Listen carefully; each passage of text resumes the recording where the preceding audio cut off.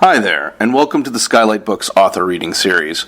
If you'd like to learn more about us and our many upcoming author events, please visit skylightbooks.com, where you can browse our inventory, buy books, and join our Friends with Benefits Club. You can also follow us on Twitter, Tumblr, and Facebook. To speak to a real live bookseller like me, please call 323-660-1175. Thanks for your support, and enjoy.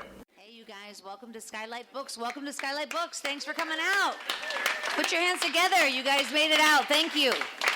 Tonight we are celebrating Michelle T. and her latest book, Against Memoir.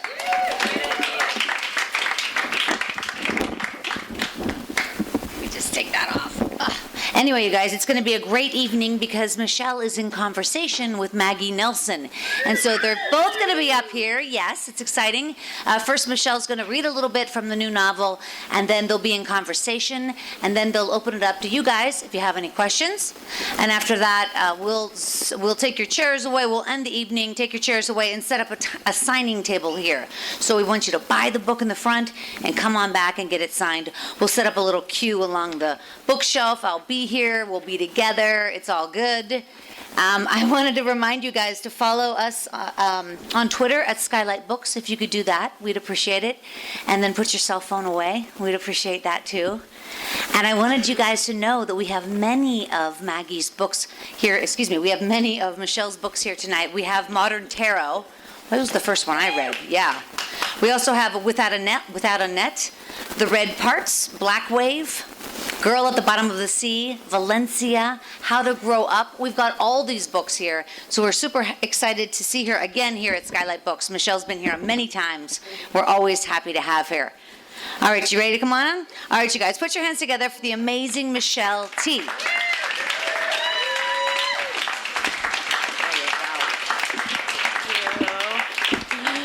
Oh my goodness! Thank you, everybody, for coming.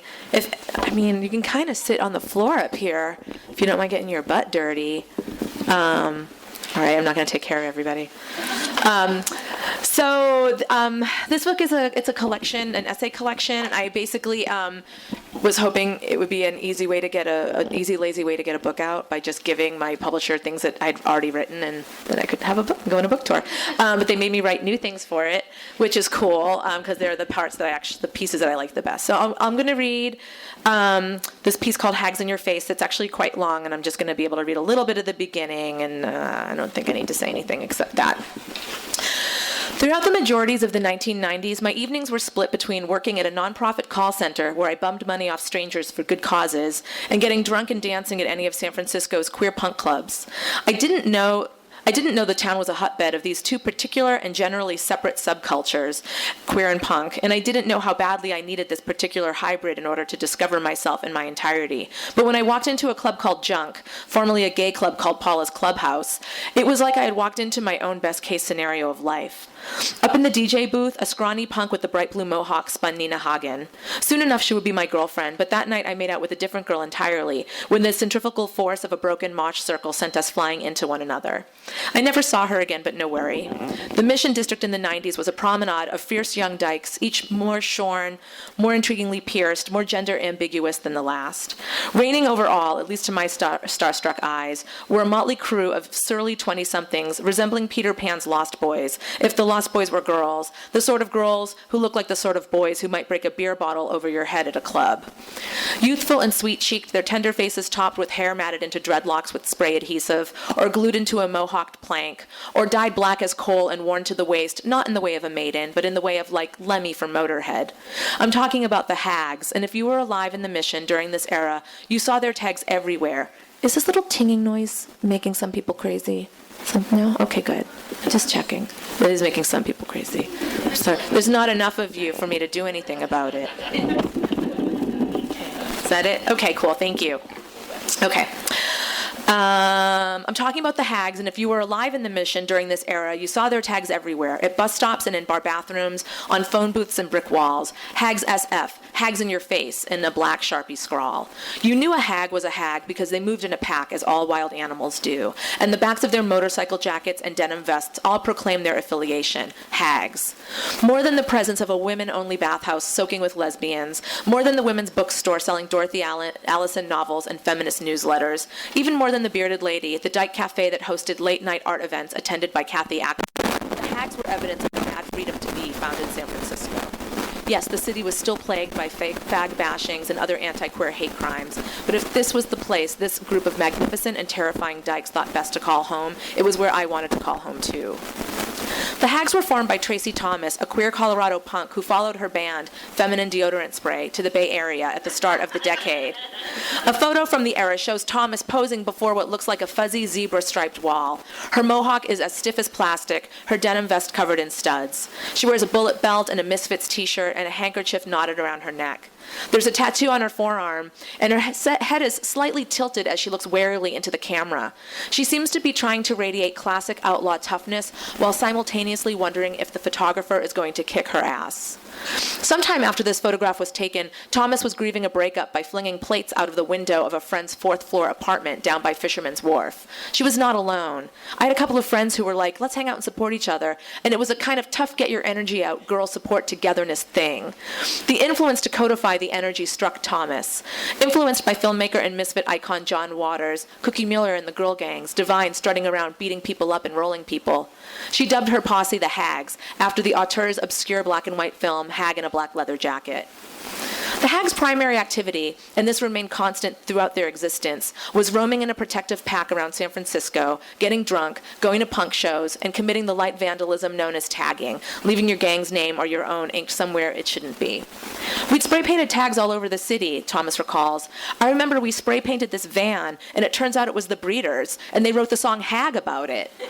Indeed, the lyrics begin, Hag, coastal cutthroat. And a bit further down, Kim Deal sings, you're just like a woman, hag. In this lost country of the 1990s, where such a dirty switch is everything right, hags seemed to rule by an almost cosmic decree. We would climb over fences at night and hop into public swimming pools. I'm like, where was there a public swimming pool in San Francisco? They knew so much more than most people, and drank beer and be this girl unit.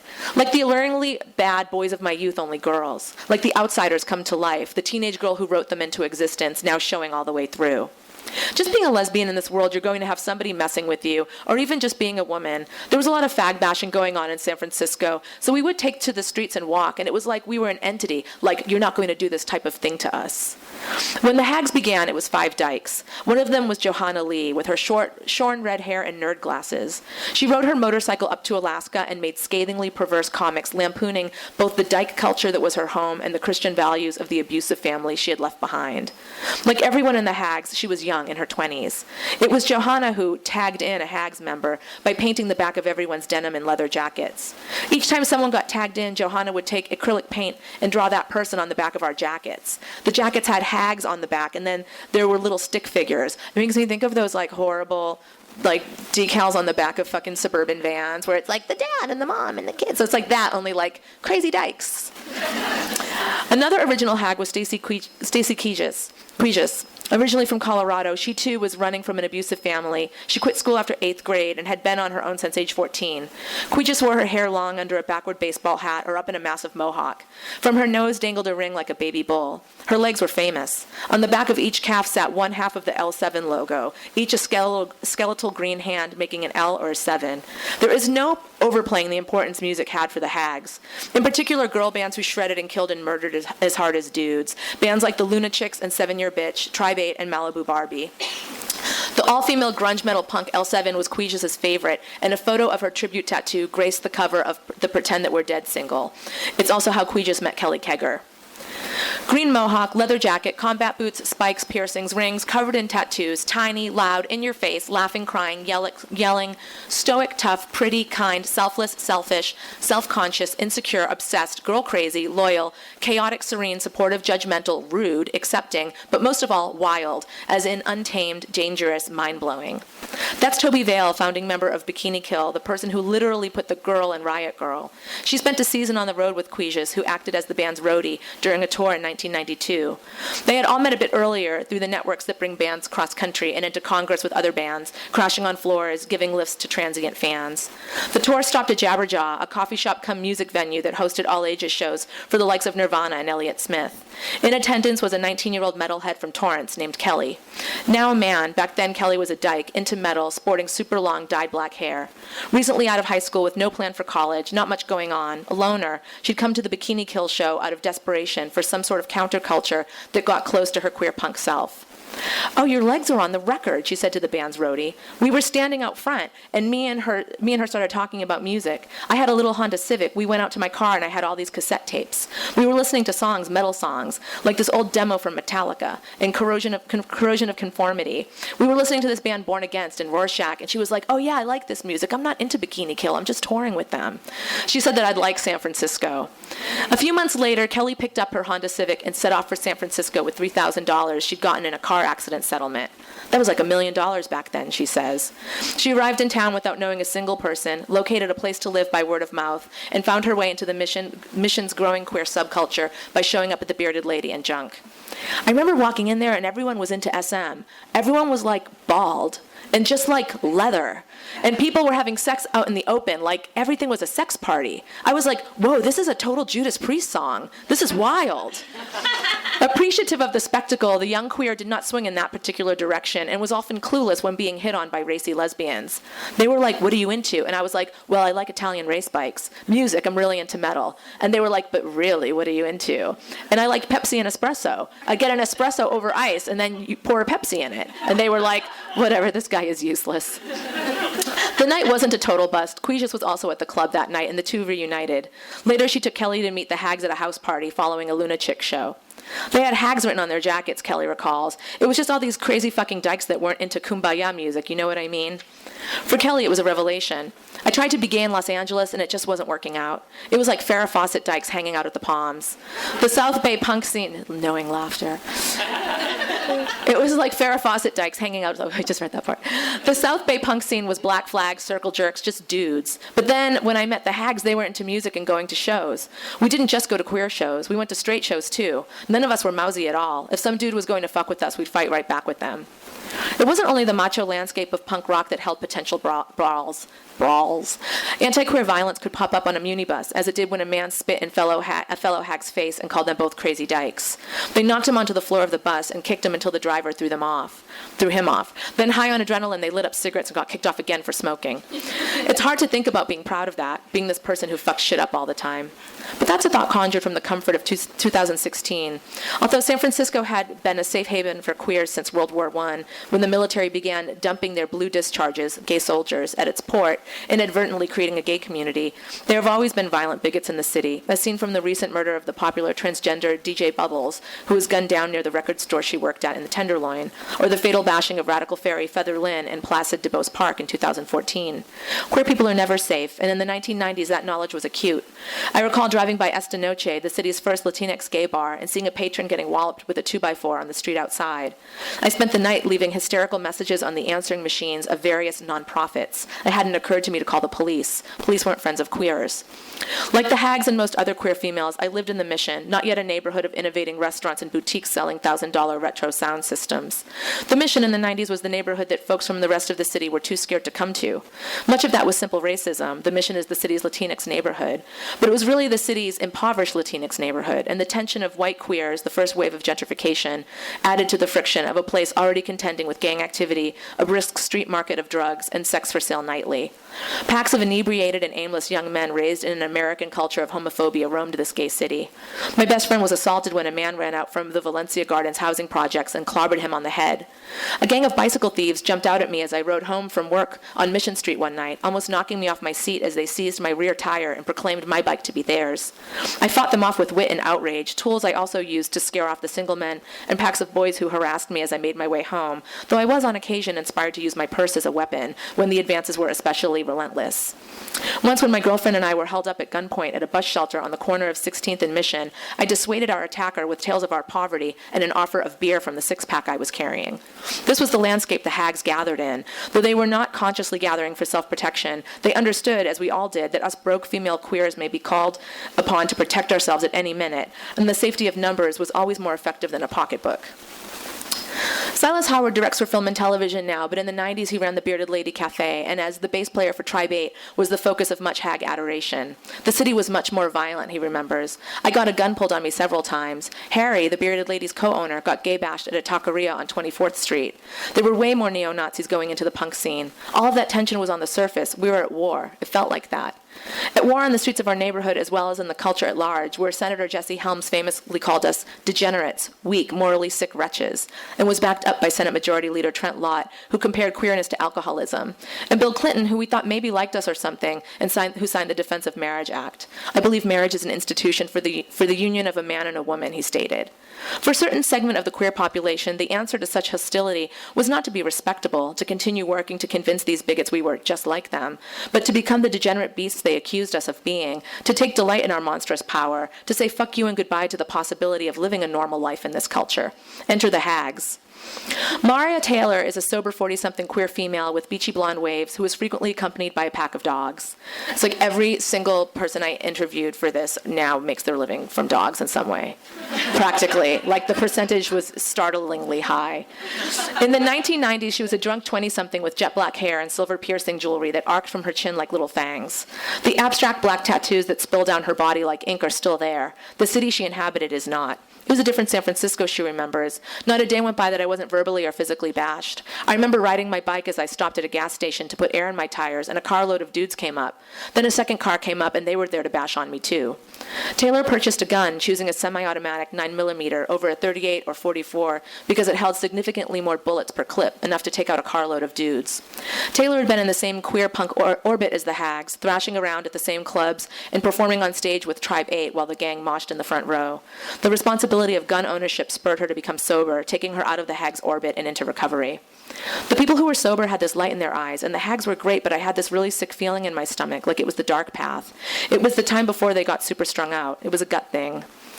Tracy Thomas worked things out with the long-distance lover who'd inspired her to fling plates out of the window. She moved to New York, starting a hags chapter in the city and attempting to control the San Francisco chapter from afar, having final approval over who was allowed to have the hags tag on the back of their jacket. It wasn't happening. After I left, they were making everyone a hag. It turned into chaos, and everyone was on drugs. Meanwhile, a teenage dyke on the run from the stultifying environs of Monroe, Louisiana, was hanging out in Austin, Texas with a fake ID. Kids in junior high had named her Joan for her shaggy hair and Joan Jett t-shirts. She modified it to Joan of Anarchy, her tag. When Bikini Kill played a dive bar in town, Joan showed up with her phony identification, and like Kelly before her, noticed the L7 tattoos on their roadies' legs. I was just taken aback because there were no other dykes like me. She was the first punk rock type dyke I ever met. I was really taken with her. I wished I could just go with her wherever she was. Soon enough, Joan would. She caught a ride to Seattle for a bit, then hitchhiked down to San Francisco for an anarchist fair. Homeless, she met up with other gutter punks crashing on the streets of the city and found her way to Turk Street Studios, a rehearsal space in the Tenderloin that had become infamous for the amount of debauchery taking place within its warrens. It was actually kind of a big headquarters for crystal meth. Joan fell in with a member of Tribe 8 who'd been ejected from the band for her drug use. The musician was shacking up with a drug-dealing hag in a practice space. When Joan pointed out that a bag of meth had slipped from the dealer's stash, she earned the hag's trust and began working as an apprentice of sorts. A guy would come over and sell us 8 balls, and we'd take it and bag it for resale. I was the watchdog, I guess. I made sure people didn't rip her off. In return for her duties, Joan was permitted to crash at the practice space and gifted with free drugs. Joan's heart was outfitted with a pacemaker, making all drugs, but speed in particular, a poor choice of recreation, even for a gutter punk. But Joan was under the illusion she had about 2 years to live. Back home in Monroe, Louisiana, hepatitis B had broken out at the cafe she worked at. A blood test came up negative, so she received a vaccination. When the cafe's insurance company later requested their own blood test, the antibodies from the vaccine created a false positive. Mistakenly believed she had 2 years to live, Joan abandoned her college enrollment and hit the road. I was living on the street doing drugs. I wasn't worrying about it because I was like, I want to do what I want to do because I thought I was going to die tomorrow. A visit to Larkin Street, the Tenderloin clinic that cares for homeless youth, eventually verified that Joan was free of hepatitis B, but by then she was living a certain life. It took Joan a minute to prove herself worthy of hagdom. They were very selective about who they let into that circle. Joan, now Johnny Ray, recalls from his comparatively sedate life in Vallejo, California. I think it was because of the strong love they had for each other. They were looking for their sisters from another mother. At a punk festival in Portland, Oregon, Joan spent the day with the hags, but come nightfall, they told her to buzz off. I didn't want to seem like it had bothered me, but I was curious. A single kindly hag stayed behind with Joan, and the pair ran around Portland, doing drugs, eventually coming to rest in a dumpster. It had potato sack bags in it, like the old kind you used to play with in school. We said, fuck it, let's sleep in here. So we slept in the dumpster with potato sack bags. Joan synced up with the gang at the festival the following day, drunk and high and skanking in a circle pit. She noticed some neo-Nazis skanking alongside her. I didn't like skinheads much, and I started beating on them in the pit. The bodyguards working the event had to separate us, and they were about to kick me out. Joan was rescued by Becky Slane, a hag who vouched for her and promised to help her cool down. Becky made a date with Joan to kick skinheads at the punk shows when they got back to San Francisco. And after that, I was a hag, I guess. It was Slane who eventually tagged Joan into the gang, painting hags on the back of her jacket. Just stop there. It goes along like that. Yeah. Thank you. You guys, Maggie Nelson. Author of The Red Parts, as well as lots of other incredible books that I hope you all read. Oh, boy. Wow, hi. Wow, I didn't see all you people here. This is so great. I know, it's a little shocking, I know, isn't it? it's awesome. And I just want to spend a little time telling you guys how great this book is, and also saying, Michelle, that we've done a lot of things together over the years, but we've never done this, actually. No, huh? No, we've never done this. And so when I was writing questions for Michelle today, I was like filling up, 4 single-space pages, 7 single-space pages, and I was like, you know what, this is totally not going to work for our 20 minutes at Skylight tonight, but I realized that I just, I'm so anxious to talk to you about so many things. And but what I want to say about the book, as you just heard, is that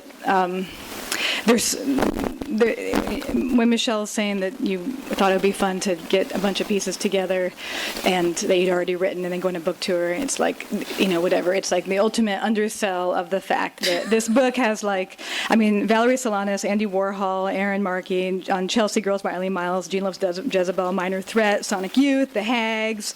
I Had a Miscarriage, Sister Spit Feminism, so many different things, but there's this kind of amazing mix of what you just heard, which is really, really necessary, great historical work, even, journalistic work of interviewing and people and representing all these things that we all need to know about that have happened and are so crucial to queer history and feminist history and otherwise. But then there's also a lot of pieces that are, really kind of, I don't know, there's kind of, is the one that's How Not to Be a Queer Douchebag, was that written as was that a college address? It was a college address. Exactly. Yeah. A keynote speech to 5 college queer gender and sexuality conference. Anyway, there's a lot of kind of more philosophical... It's trying to be helpful. Yeah, instructional and philosophical pieces. But together they make this, they kind of work together to make this amazing story, which is personal, and it's journalistic, and it's philosophical, and it's rad through and through. Thank you. Yes, it's so good. And so you really all need to get it. And I have, the questions I had, they kind of range more philosophical, but I do, after just hearing you read that, was curious. So that piece you wrote for The Believer? No. Yeah, okay. well, I wrote it, initially, I actually wrote it for, I was writing it for California Sunday magazine, Okay. and I don't know what happened. I was deluded, and I thought that they were gonna, I thought I had a huge word count, so much more than they have. And so I wrote this huge article, and it took me so long to do it, because it just was a lot to work with, emotionally even, and structurally and everything. And then when I turned it in, they were like, this is great, but whoa, we got to cut 5,000 words out of it or something. And so they did this huge cut on it, and I worked with them doing that. And then it ended up just being I felt so sensitive about the stories. I really want them, you can tell that story really quickly, and it sounds just like it's been told quickly almost. It's there are these queers, and they got really fucked up, and there was tragedy, and it's I really wanted to get in there and see how they were funny and just talk about the context that they were happening in and stuff. So I ended up pulling it from California Sunday, because it didn't sit with me right. And then I just showed it to the Believer because they are so great about running longer pieces, and they liked it. So. And I ran there. And how many pieces did you write for the book? How many did I write separately? Yeah. I mean, that one is new. There's a piece about going to Poland, sort of weird piece about Poland. There's a piece about. I mean, a lot of the pieces are about a few things. Like there's this piece called "The City to a Young Girl," and it's about a poem that was written in the late '60s that then got banned at the high school in my city, and then the librarian fought back, and it was this huge court case. And I found all of this out right out, and it gets crazier because one of the villain in the story who was banning it was he was like a flasher. He was like this really privileged. He was like the Kennedys of Chelsea, his family, which is saying a lot because Chelsea, where I'm from, is such a shithole. It's like he's the Kennedy of the shithole. But he never got in trouble for all of this. But everyone knew that he did this. And the poem that he banned was about street harassment. It was written by a 15-year-old girl. So it's like crazy. And I found the woman who wrote the poem. And this all happened like the day after the grab them by the pussy thing happened with Trump. So I was feeling super traumatized and crazed. And yeah, which is kind of something I wanted to ask you about, and trying to make this too long-winded. But so when you just said you were writing, I mean, in that piece you were saying I'm writing from the, with the hindsight of 2016 or something like that. And obviously a lot of the things that you're writing about, you're kind of giving testimony to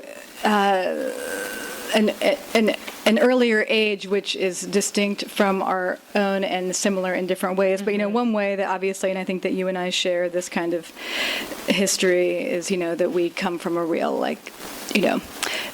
the Judas Priest song of the orgy of the perv positive, sex positive.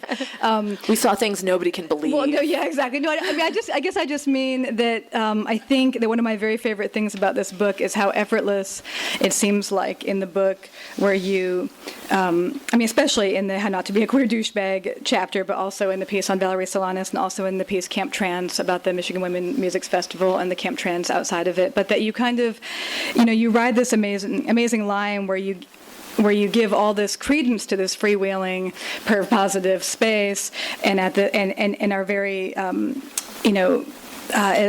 you'll say, God, to stop being such queer police, everybody, of each other, and but you are also not.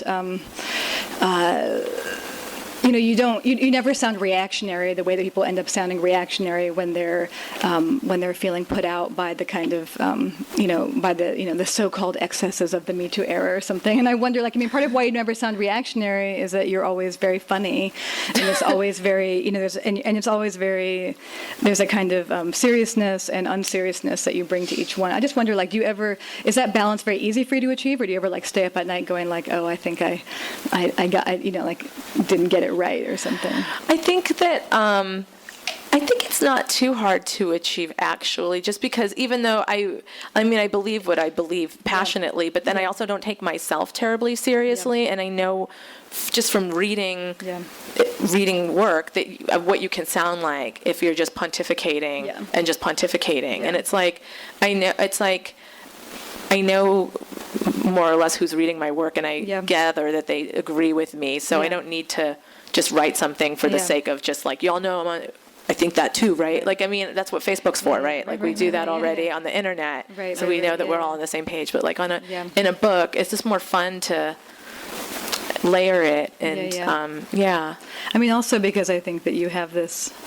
Through all of the essays, the same kind of ethos comes radiating through, which is, as you say, let's not pathologize our differences. And there's, and you're kind of always saying, you're not more radical, just if you're a third gender, you're not, polyamory is not better than monogamy, or just kind of these reminders of there's lots of ways to be. And I feel that, in a way, all of the variety of your attention to all these different figures and the way you're so omnivorous and rove around them all is also that you're also paying homage to differences as opposed to, trying to find the one great way to be, Yeah. Well, I think the one thing that happens in queer culture is that one thing that I've seen happen is that it's whatever is the most kind of radical stance becomes the thing, and then everyone who deviates from that is like it's basically you're just like a square, really, but then it's like a politicized square, so then there's like this so it's like you're basically just being like, I don't think you're cool, but there's like a political mantle on it that feels very righteous and stuff, but it just feels like a lot of high school stuff. I mean, basically I just feel like ideally we're all fighting for a world where everyone could be whatever the fuck they want. It's none of anybody else's business is the point, right? But we're dealing with this system that does, it might not be, more radical to be, a third gender, but it's definitely more difficult in our culture and it's more punished in our culture. So that's a problem, right? So it's kind of like, how do we hold all of that? Like, how do we give attention to the people who are the most punished and the most vulnerable and often the most visible in their difference without making everybody else, acting like everybody else is just like an asshole or something because they got married. Yeah, I mean, the camp trans piece is so great like that because you also, you let everybody say, I mean, there's this great journalist part of you where you let everybody just say their due. So you don't have to say what you need to say because you let everybody else say all these different extreme positions. Like there's this one great moment where like people from the Women's Music Festival come over and like give out leaflets kind of saying like, we want to tell you how we feel. And then you're at the meeting where like all the camp trans people are like debating well, you can explain it, but how awful the leaflet is. And you're just letting them you're letting the leaflet say everything and then you let them say everything in response. And it was so much more fun for me as a writer to do that. And it's just like, I don't know, there's something about like, when you're writing about the culture that you actually are part of, for me, it can feel awkward to be like, Michelle reporting here, from deep in the heart of Camp Trans, let me tell I feel like this is like, I'm here too. And so it's better just to write down what everyone said and like, instead of having me paraphrase it. I did have a press pass. I had a little pass at Camp Trans. It was a little sticker that said press. And then this person came up to me and just pressed it and just looked at me. And I was like, I didn't get it. And then they were like, I just wanted to see what would happen. And I was like, oh, I get it. Yeah. I had to make sure everyone knew that, I was transparent, and so yeah. And also, I'm really aware of the people that I'm talking to are people that have been paraphrased badly and they've been spoken for. And it seemed to me just a lot more important to just have exactly what they're saying, because they're saying it better. Like if I paraphrase it, it's not going to be as powerful as the words coming right out of a person's mouth. Yeah. I mean, you said a minute ago that you know who you're writing for, Mm-hmm. And I'm just curious, I think something that I am so grateful for in your writing is that, you're willing to write about hard parts or messy parts about queer relations, many kinds of social relations or romantic or sexual relations that in a way that I think sometimes people suppress because they don't want to say anything that could reflect poorly on the community in some way or whatever. But you kind of write into those spots, and I feel like it's a great, I won't name names, but I was reading straight feminist the other day who was saying I love, we have so much to learn from marriage equality because, same-sex marriages are so equal. And I was just kind of I feel like there's this kind of, but then that can be a line that people want to be like, oh, we have so much to teach you from our queer subculture about how to be, which is true on the one hand, deeply so. But then on the other hand, I feel like that, you also are kind of an excavator of damage and how damage from a culture that damages queers can reproduce damage in different places, and you're not afraid to excavate that damage. And I don't know if you have any thoughts on that. Yeah, I guess so. There are definitely some pieces in there. I mean, writing honestly from my own experience, which is what a lot of the book still is that, even though I am, doing journalism and stuff. Looking back, not even that long ago, it's like if you're in a relationship with other queer people, I mean, I'm 47, and so I have no doubt it's getting better, or it's just differently traumatic. But, in the 90s, when I was in my 20s, everyone was so traumatized, and if you're a femme and you're attracted to people who, are gender, their gender is not they're gender ambiguous, or their gender's not normative. It's they're so traumatized. And so you're kind of a therapist. Like, you're kind of in over your head in a lot of ways, just in your relationship, because, and especially if you are a female or a femme and you were raised certain ways, like, I don't know if it's like instinctive on some levels, and it's certainly cultural conditioning on other levels, and then you just want to care for the people that you love, and then you end up taking care of people who are like really need more help than they can get from their 23-year-old girlfriend who's on the run from her estranged family and a prostitute. Like, yeah. So I speak to that. I tried. I really tried. Yeah. I mean, that is also something else that I think is so, inspiring to me is your writing throughout this book about, not like feminist or femininity, like per se, but your willingness to call out, as you say, like in the fight to destroy sexism, we turn on femininity, and how this kind of keeps going on, even in queer circles, and even in, whatever, even in 2018, as if 2018 doesn't look like a Neanderthal moment. But but I think that, I love the part, I can't remember what essay it's in, but I love the part where you talk about how, we still think like, if we name, the child Madison and keep them in overalls forever, whatever, like that is better than letting them wear tutus and like, whatever. Yeah. And like letting, people like play with dolls or babe princess, because that means they're brainwashed. Whereas, as you say, I just have to read your quote because it's so great, where you say, that no one is asking a bunch of, checking in with boys to make sure they really want to be wearing corduroys and throwing a ball around. And I just think that space that you hold open is really fantastic. And, well, there's this idea that like femininity is like an aberration or something, and it's just misogyny, it's just another form of it. I see it all the time because, and you're a parent, so you probably do. So like, there's so many parents who are feminist, like progressive parents who freak out because their daughter is like into princess stuff. And I'm just like, who fucking cares? Like, really?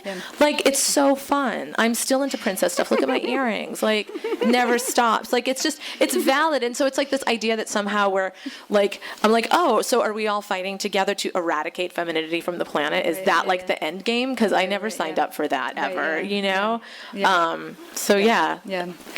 It does seem to be an end game, but one that's kind of, like kind of an unconscious or conscious end game. But I think it can be really unconscious and Or it's like if like your son's wearing a tutu, that's awesome. So exactly, it's just like you can't have it both ways, you guys. You can't just flip it. So now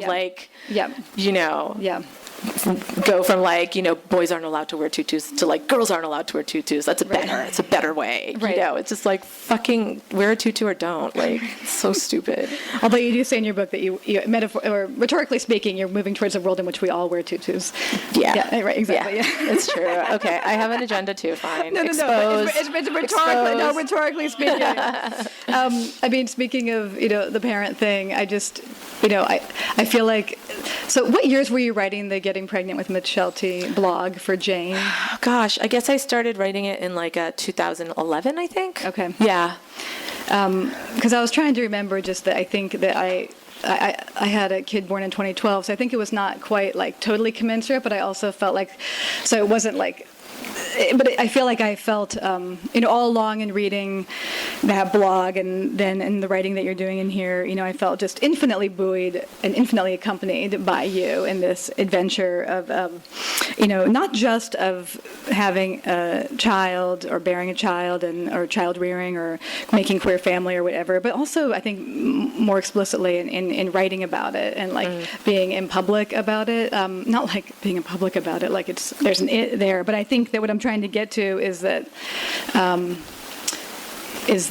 I, in my own, different way than the Jane magazine adventure, and we've talked about this before, have just, kind of regrettably noted over and over again this kind of Mack truck of bullshit about, like it's like there's some big secret that like writing about all this stuff is supposed to be like you're shameful or like doing something terrible to your child in a way that you as like their main protector, if you don't know what you've done, then you just are blind and negligent, and like people like interview after interview kind of like, do you feel okay about what you've done? And you're like, what have I done? And then they're like, you don't know what you've done. It just kind of like goes on and on in this weird train, and I just feel like I just keep thinking I wish Michelle were with me here, like, or I try and like summon summon up the ghost of you beside me. And I guess I just feel like there's so much that's so boring in that way to talk about. And is there anything interesting that has come up for you in doing the Jane blog or in publishing these essays writing about parenthood? Gosh, I just don't I think that those terrible people who talk to you just haven't really talked to me that much. I just was like talking to like other like ladies on Jane or something. Yeah. Like the best thing about that, doing that column, besides the fact that it gave me someplace to put all of this shit that was happening every single week around trying to get pregnant and how nuts it is, was that the comments were so sweet. So like, what's the grossest thing in the world? Internet comments. Like, you never read your internet comments. They're always abusive and awful. And these ones were beautiful. Yeah. And like every now and then, like the worst one would be like, I can't read this shit. All she does is write about astrology. Right. Like some bitch got pissed that I was just like writing about astrology. It's not real. Right. You know? Right. But otherwise, people, it just was like, it was so kind. And I was just like, oh my God, like I felt like I suddenly, like I had manifested this community for myself that I didn't realize I needed so much, even though it was like virtual and it was strangers. It was still to feel like it was so tender that people that I still don't even know were truly like fucking hoping that I got pregnant. You know? Yeah. Who cares if anyone gets pregnant? You know, it was like really nice. That's and so nice. yeah. And then when I entered my third trimester, I was so busted. I just kind of dropped the column. I just was like, I can't do for $50 a week or whatever they were giving me. I'm just like, I can't, you know? And I think I talked them up to 75 negotiating. And then I had the baby and everything, and I realized, oh my God, like people think I died or something. Maybe they probably think something horrible happened. Like I took them all the way up to the end, and so then I had to go back and be like, I'm okay, everybody. I had a baby. You're back. Yeah. I mean, one of my favorite things it's in the title essay, which is called Against Memoir, and you talk about lying in bed with your son at night, putting him to sleep, and all the kind of pleasures, but also despairs and weird agonies that come in that moment. And I feel like that time, which to me is, I just felt kind of ferocious relating to this idea of this time that's supposed to be this kind of, I don't know, just this kind of like this delicious sleeping angel next to you curled up, and you're like, this is so great. And then as you say, suddenly you realize there's no God, or you imagine all the catastrophic things that might be about to happen, or like, that you feel convinced you have to wake up and sage the room because the feng shui is so bad that something terrible is, whatever. I just feel like, but that, I don't know. I mean, to me that was, as you wrote, you said, you're putting your son to sleep at night, and on the one hand, you're sending love out to everyone in the world, and you're also thinking everything fun about life seems gone.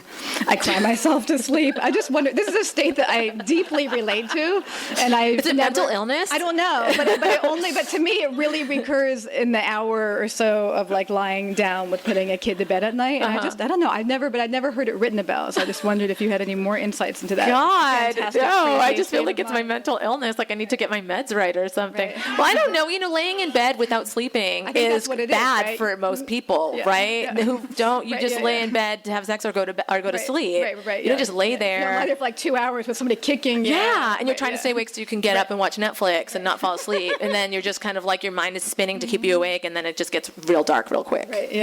Totally. That's super interesting. Yeah. All right, what else do I want to ask you? Maybe I'll ask you one more question, and then we'll ask other people. This is a question I'm worried is going to be kind of like, well, do you want to talk about power, perviness, or alcoholism? God, I always want to talk about alcoholism, but I like all of that stuff. Let's do that. I like all of that We'll stuff. put the power and the perviness things. The pervy power of alcoholism. Yeah, the other ones were getting into weird territory. Okay, the alcoholism one. So now we're all going to be sad that we don't know what that question is. Yeah, that's all right. You're more sad than me, though, I'll throw this out later like a bridal bouquet. Okay. So I did this event the other day with brilliant Tara Jepson here. It's a great book, Like a Dog, and which was also published by a press imprint that you run. Yay, Tara! Yeah. And that was an event with Patty Schemmel from Whole, who the memoir hit so hard about addiction amongst other things. And Tara's book also had to do with addiction. And then just 2 weeks or 3 weeks ago, I was sitting on this self-same stool with Leslie Jameson here talking about her book called The Recovering. And it was really, I just think it's been really interesting where I've been thinking like, wow, it's really golden age for women writing about addiction. It's a golden age of women alcoholics. Yes, exactly. Really coming into our own. Yeah, but I just, I've been really, it's kind of a pet subject of mine. So I'm just interested. I mean, we've talked about before about, we've talked about the anonymity thing and people being like, and then we've talked about different, like kind of new, with Leslie's book, where other people being kind of like, this is a whole, we don't do this. There's like, like all this. I just thought it was interesting about like both the, whatever you think about the golden age or not golden age, but also the, and then maybe about women, and then also maybe about anonymity. So, yeah. Gosh, yeah, I was doing an interview actually with somebody who'd written this whole book, like an interview like this, like we're doing, about his alcoholism and stuff, and I asked him like, how did you get around writing about AA? And he looked at me horrified and he said, I never mentioned the word AA in my book. And he didn't. He said 12 steps. And I was like, oh my God, so that's what we're doing? Like 12 steps, not AA. Sorry, I really fucked up. Like, it's like, I don't know. Here's my thing. And I know it's my thing. And I know that a case could be made for me just being a willful alcoholic by having a thing at all. But my thing is that when I was drinking, as I did for so long, so successfully, and wrote books about it, and I would write, like I wrote my book Valencia, as basically like, and then we did crystal, and then we did speed, and then we did ecstasy, and then we drank, and it's like, that's what the whole book is. And then to get sober, and then to not talk about 12-step, like I just magically got sober. It's cool. Like I have people who email me or message me who are trying to get sober, and it's like, and I know like when you talk one-on-one like that, it's fine, but it always felt really weird and gross to me to be like, oh, I went from like living like that to this, just like I just put it all down and walked. Like it's like but I guess if I say 12-step, it's okay. Right, yeah. But then that's like so weird, right? Because then it's like we've just all agreed to do some weird euphemistic lie, to be dainty or something. I don't know. Yeah. So I'm really out about being in a 12-step program for alcoholics, because like for me, there's no way I would have been able to stop drinking without it. And to me, that's really important. And like when people do ask me, I'm just like, listen, like, I know it's fucking weird. It gets less weird the longer you're in it because you get brainwashed and it works. And then like you have this awesome life and you're not fucking strung out drunk anymore, or you always are on the inside, of course. But so it's like I just have to tell people that because that's what I've seen to be true, and and I could write a whole book about that, but Leslie Jameson already has. So. Right. Well, yeah. But also, you don't need to write a book about that because, I mean, you get the gift of like all your writing when you were drunk was fucking awesome. But then, I do have to say that Black Wave and this book and other things you've written recently are, I think some of your best books ever. So you're living the dream, but not just like, talking about it. So anyway, but you guys ask questions of Michelle. Thank you.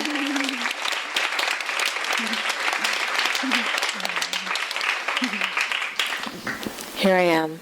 We'll never all be in the same place again like this, probably. It'd be weird if we were. We would never know it. I have a question. Yes?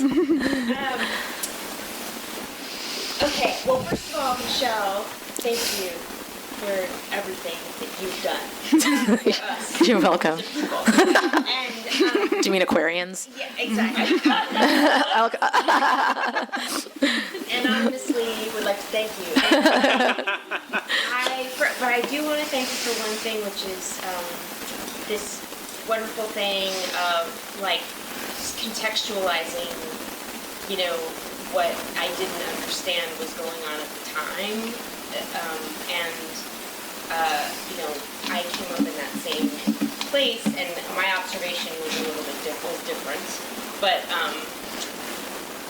it's like. To be, I don't know, maybe use the word validated as a queer person in the history of validation, like that is so important, and I don't think I really realized that until recently when I have all these peers that are, documenting this stuff. And anyway, I just wanted to thank you for that, because it's really crazy how, the thing about, like, who gets to write history, like, who gets to do that? And we all know historically who gets to do that, and it's just great that you're, anyway, blah, blah, blah. Thank you. You're welcome. Thank you. My question is, that at the time when you were writing, like, in the 90s, how much of your observational stuff was, like, going into a catalog in your mind about, like, your process around, like, witnessing, and then, because your work is, even the fictional stuff to me feels like not, observational, journalistic in a way. Does that make sense? Like, was I cataloging stuff? Like, did I keep a journal and stuff like that, or? How did you, like... Man, just luck, especially because I don't know. This is, like, going to sound really cheesy, but when I was little, I read an interview with Judy Blume in a kids magazine where, like, kids got to interview Judy Blume, and they were like, Judy Blume, how do you remember? Yeah, but less Christian. They're like, how do you write so good about kids our age when you're an old lady, And she's just like, I just really paid attention to everything when I was young, and I just was like, oh, because she knew she wanted to be a writer from when she was young, and I did too, and I was like, okay, I gotta pay attention to everything, So I just really have always sort of, from a very young age, looked outward at my life as if I was watching a story unfold. So I think that because of that, I register a lot. Like, I'm narrating in my head all the time, I don't know. I mean, I feel like I've lost a lot because of, like, the brain cells of yore. But the brain's also plastic. I don't know if we lose the memories we've lost. I don't know. But yeah, I don't know. That's not helpful. Sorry. No, that was very... Okay. Yeah, it makes sense. You're a trap. Oh, yeah. Hi. Hello. Hello, sir. I want to talk to you about your relationship, sort of like you made this imprint with Feminist Press, you made an imprint with City Lights, yeah. And just sort of explaining that, I mean, you're personally responsible for all of my books being published. You are.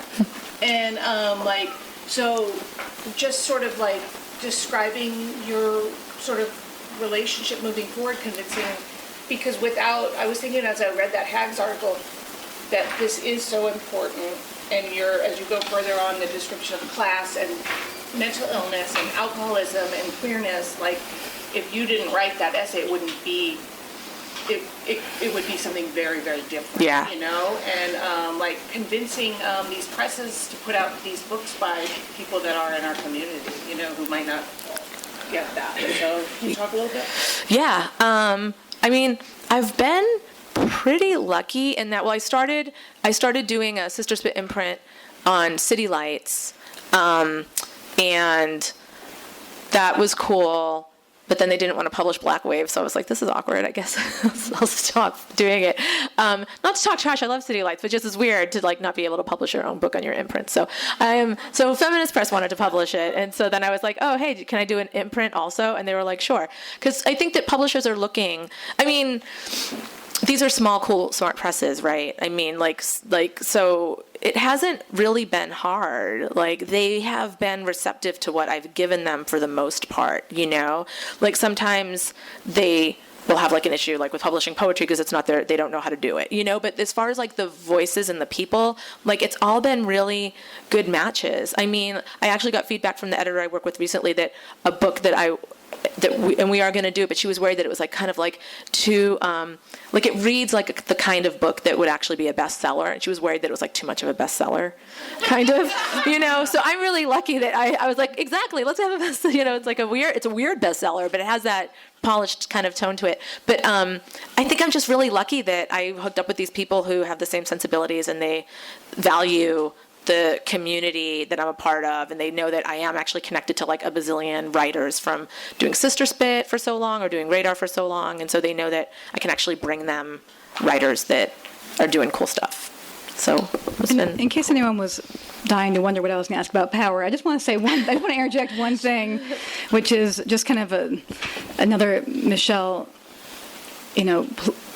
worshiping / plug, but which is just to say that, one of my pet peeves in the recent weeks or months have been hearing a lot about like male writers who are like, people say like they're so powerful, they're suffused with power, this powerful male writer who did X, Y, or Z, like, or who was like acted like a gatekeeper to the world or whatever. And I keep trying to analyze why I'm so peeved reading these articles. And I think, part of it is that I just feel like, from Eileen Miles, who was really important to both Michelle and me, kind of like from two different coasts, that we kind of like, met like this in some kind of triangle. But like, Eileen would always talk about, affidamento, which is this Italian feminist concept of women helping other women get what they want. And like, there is a whole world of, and Michelle is a huge, like, she doesn't call herself a gatekeeper. She's just a person who, as she just described with Allie, like, no, she really makes things happen, and it's do it yourself, and it's putting your thing into the world, and it's making the world, and not begging the world to, the fucked up world as it is, to have you be part of it. And it's totally powerful, and it's totally invisible. People, when they talk about this gatekeeping culture, and it's not that doesn't exist, but people like Michelle T. shred it. So you should just keep that in mind. So, okay. Thank you. Thanks, you guys. I just come out of zine culture. Do you know what I mean? Like, the first writing I did was like for zines. And so, I don't know, like, you just can really, I was like, I can publish my own things. Because I knew I was a writer from when I was very young, but I didn't understand how anyone would get published. And I never thought I would get published. And for a while, I was like, that's fine, I'll just publish my own stuff. And that was truly enough to keep me writing. So, yeah. All right, cool. Maybe a couple more. Oh, hello, sister. Hi, sister. It's my sister. Real sister. My real sister, she's right here. Just as you guys started talking about this, I was thinking like, well, what do you do if you're a writer? And I would imagine that so many people who are writers write because that's their best way to communicate. Whereas like, you're a person who is super outgoing and is really able to squash your social anxiety and like show up to have a conversation in public, whereas like I would imagine that many writers would be like, it's their dream but also like their worst nightmare. So how do like writers who come to these things and are like dreaming of having a book published someday or connecting to the community, like how would a person go about doing that if they didn't have the balls or Xanax to make it happen? I know, it's hard. It's hard enough to be a writer and have a writer's like psyche, and to actually write a book, which is so tremendously, like, it's an endurance performance art piece that only you will ever see. Like, and then on top of that be expected to be like social and network. Yeah, it's a lot of people's nightmare. Yeah, it's true. Get over it? I don't know. Like Morrissey said, shyness is nice, but shyness can stop you from doing all the things in life you'd like to. Like, it's hard for me to speak to that because it's true that I don't have that. Like, I do have social anxiety, but in my younger years, I drank through it quite effectively. And now I'm sober, and I've created this very social life for myself that I just have to figure out how to show up for, and sometimes it is really hard, and sometimes I feel really shaky on the inside, but I have to like fake it, and I know like everyone has their different like the mental, emotional, psychological skill sets of what they're able to do or not, but in general I always tell writers, like, the more outgoing that you can be putting your work forward, it's just going to help you. And it's not fair that you have to do it, but it's just what reality is. Like, try to be a part of a literary community, go to open readings, try to read some of your stuff out loud. It gets easier. You get to hear what your work sounds like being read. Maybe a lot of things are terrible and wonderful at the same time, or maybe just for me, because I confuse excitement and anxiety. But like, so it can be really awful to give a reading and really exhilarating at the same time. It's like really a unique experience, and you meet people, and if you do want to be published, like, the way that I got my second book published was like, Well, I mean, doing Sister Spit, I didn't, there was no reason anyone should have known about me. I never published a book, but because I was doing these tours and doing all these readings in different places, people did know about my writing. So I had a little bit of an up with a publisher. And so these kind of things, they are important. And I know it's like, it's hard if it doesn't come easy to you, if you're an introvert. Yeah, some people are introverts. So it's just hard. I don't know. There's like no easy way around it. Life is hard, you guys. Newsflash. Newsflash. Yeah. So I also owe a big debt to you for like basically my whole career and my general. That's right.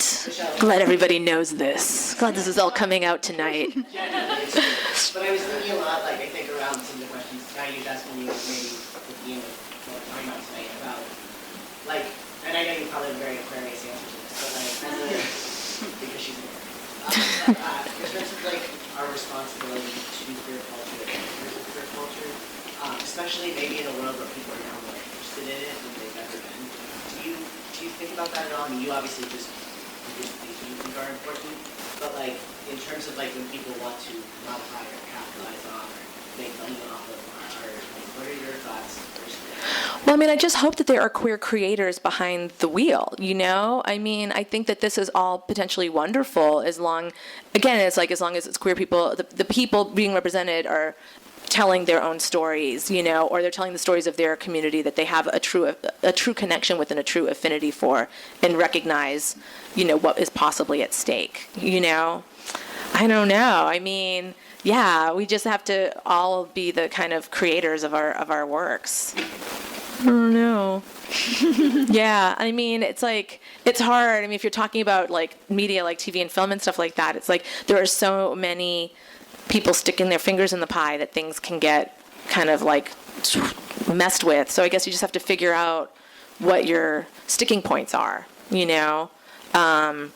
like it absolutely has to be X, Y, and Z, and if that gets fucked with, then the soul of the story is gone. So I think maybe just really figuring out, like, it's hard when you're dealing with those mediums because things are going to get shifted around, and you can't just take like a book and neatly drop it into a screenplay. Like, you're going to have to change it. So it's like, what's okay with being changed, and like what actually would make it so, like, why did you even bother? Because it's not even the soul of the material. So yeah, figuring out like what are the three things that are just like not. You can't change it. Does that make sense? Okay. You want to do one more, Michelle? Sure. Okay. Say one more. I used to do a reading series in San Francisco where I brought cookies.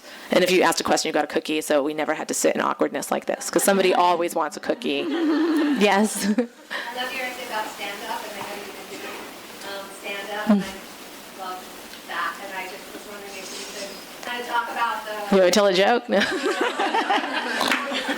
But I wanted you to tell us, if possible, kind of the writer mind on stand-up and how it kind of works into your work, or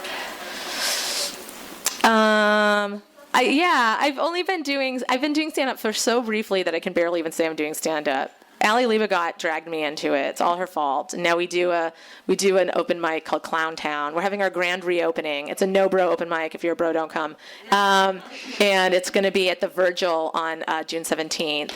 And then I do another stand-up thing with Tara Jeffson. It's called Josh, where we like pull a bunch of comedians into someone's private home. Someone's like, just come to my house, and we just go with like LaCroix and beer and comedians, and we do a show. And I don't know, I feel like it's a little bit of a different part. It's a different part of my brain, I think, a little bit. Certainly it's connected, but it's kind of like, I'm a writer, but I've also done a lot of like talking into microphones a lot, because I've hosted shows and stuff like that. And it feels more akin to that, like being able to be comfortable getting up on a microphone and talking, telling a funny story, or talking about my life or something that I've thought of. So it's different than writing. It's similar but different. It's kind of more like blogging also, where it's just sort of like bleh, like just like barfing whatever happened without thinking about being literary. feedback of the audience The feedback of I know, right? It's like, so the stakes are so desperate with stand-up, right? You are absolutely trying to make people laugh immediately. It's so horrible. Like, and if you don't, if like somebody hates your book, you're not there when they just go like, oh, this is a shit sandwich and throw it across the room. Like, you never have to see that, but you have to see nobody laughing at you. Yeah. I mean, I've never bombed, so I really don't know. I can't really speak to it. No, I'm kidding. I don't know. It's like sometimes I don't know. I just feel like giving yourself permission to fail, basically, and then if it doesn't work, it's okay. Or it's like your self-esteem isn't riding on whether like that dude at like Flappers thinks you're funny or not, or even that like cool queer at weirdo night. You just don't want to like have it be, like it's okay if you fuck up. It's okay if your book is bad. It's okay. Like it's all okay. Yeah. It's all okay. It's all okay. Thank you, Michelle. Yeah, thank you, Maggie Nelson, brilliant genius, Maggie Nelson. Thank you so much. You've been listening to the Skylight Books author reading series. Don't forget, you can listen to this and all of our other great podcasts at skylightbooks.com. Thanks again for stopping by, and we hope to see you soon.